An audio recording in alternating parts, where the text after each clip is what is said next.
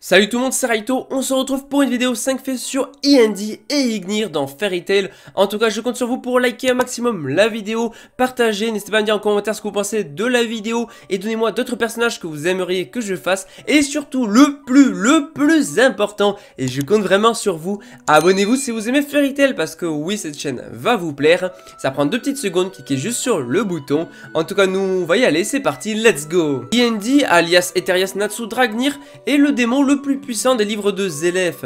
C'est un démon de feu, mais aussi le légendaire maître de Tartaros. Il semblerait qu'il soit un clin d'œil à l'Endless de Ravemaster. En tout cas, passons maintenant à 5 faits que vous ignorez peut-être sur Indy. Selon Zélef, Natsu aura un lourd choix à propos de son destin. Laisser vivre Indy ou le tuer, car seul l'un d'entre eux pourra parvenir à retrouver Zélef.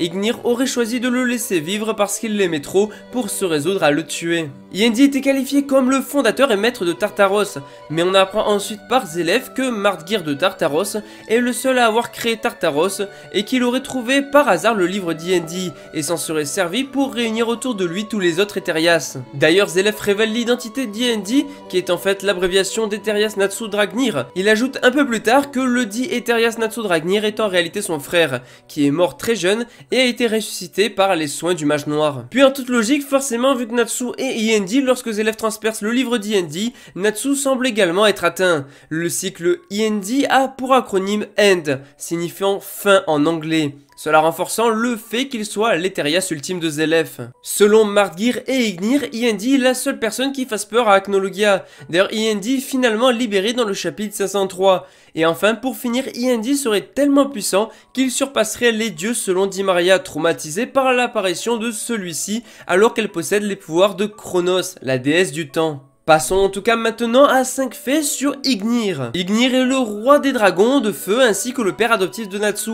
Il a recueilli ce dernier pendant qu'il était encore petit et lui a appris la magie de Dragon Slayer de feu. Il s'est occupé de Natsu pendant son enfance, puis il a disparu subitement le 7 juillet X777, tout comme Grandine et Metallicana, ne lui laissant qu'une écharpe comme souvenir. Le nom Ignir vient du mot latin ignis qui signifie le feu. On apprend qu'Ignir avait 2 raisons d'être resté dans le corps de Natsu.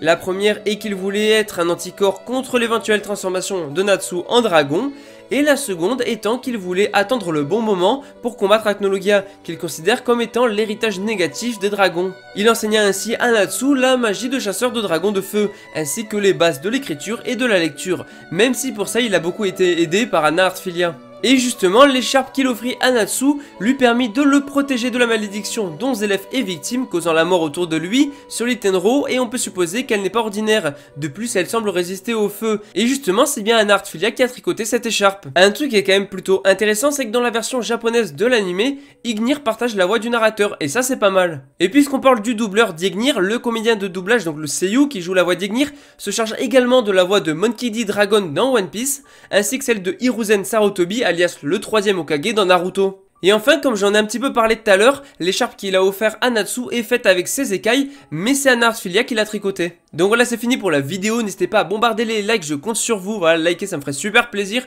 partagez, abonnez-vous si vous aimez Fairy Tail, vraiment je compte sur vous, ça vous prend 2 petites secondes, allez, abonnez-vous si vous aimez parce que la chaîne va vous plaire, et surtout n'hésitez pas à me dire en commentaire ce que vous pensez de la vidéo, et moi je vous dis à la prochaine, allez, ciao tout le monde.